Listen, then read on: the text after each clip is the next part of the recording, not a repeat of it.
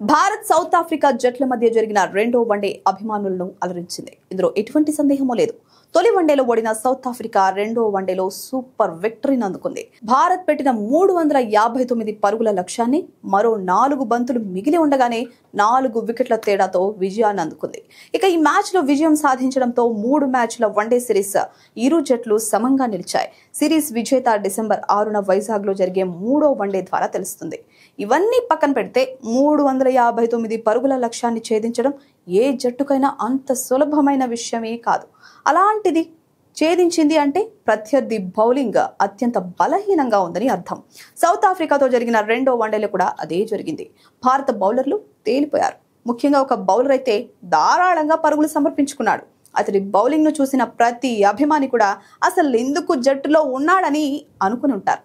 అతడే ప్రసిద్ధ్ కృష్ణ. అతడు 8.2 ఓవర్లలో ఏకంగా 85 పరుగులు సమర్పించుకున్నాడు. 10 ఓవర్లు వేసి ఉంటే సెంచరీ కొట్టేవాడే. ఇక 2 వికెట్లు తీసినా కూడా అతడి పేలవ బౌలింగ్ ఎందుకు ఉపయోగపడలేదు. అయినా ఇండియాలో క్రికెట్ కు ఫుల్ క్రేజ్ ఉంది.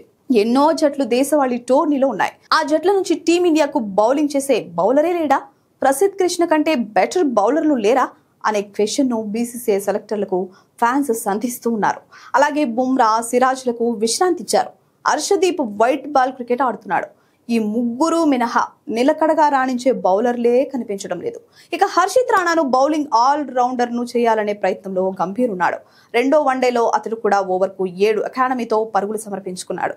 జట్టులో బుమ్రా, హార్దిక్ పాండ్యాల తరువాత టీమిండియా బౌలింగ్ పరిస్థితి ఏంటో అర్థమే కావడం లేదు. వీరిద్దరు కూడా ఎన్నేళ్ల పాటు క్రికెట్ ఆడతారో తెలియదు. దీంతో అసలు బౌలర్లను తయారు చేయడంలో అటు ఎన్సీఏ ఇటు స్టేట్ క్రికెట్ అసోసియేషన్స్ దారుణంగా విఫలమవుతున్నాయి. ఇక ఐపీఎల్ లో కూడా విదేశీ బౌలర్లు, భారత స్పిన్నర్లు రాణిస్తున్నారే తప్ప భారత పేసర్లు విఫలమవుతున్నారు. రాణించినా వారు హర్షదీప్ సింగ్, బుమ్రాలుగా ఉంటున్నారు. ఇదే కాదు, తొలి వన్డేలో సౌత్ ఆఫ్రికా టాప్ ఆర్డర్ రాణించి ఉంటే ఆ మ్యాచ్ లో కూడా భారత్ ఓడిపోయి ఉండేది. లక్కీగా భారత్ అక్కడ గెలిచింది. ఈ వన్డే సిరీస్ లో భారత్ బౌలింగ్ పై ఎటువంటి నమ్మకం అయితే లేదు. బుమ్రా లేకపోతే టీమిండియా బౌలింగ్ పరమ చెత్త అని చెప్పొచ్చు. ఇక 3వ వన్డేలో భారత్ గెలవాలంటే ఒకే ఒక మార్గం ఉంది. భారత్ చేస్ చేయాలి. మరోసారి ఫస్ట్ బ్యాటింగ్ చేస్తే మాత్రం సిరీస్ సౌత్ ఆఫ్రికా చేతికి చిక్కడం ఖాయం.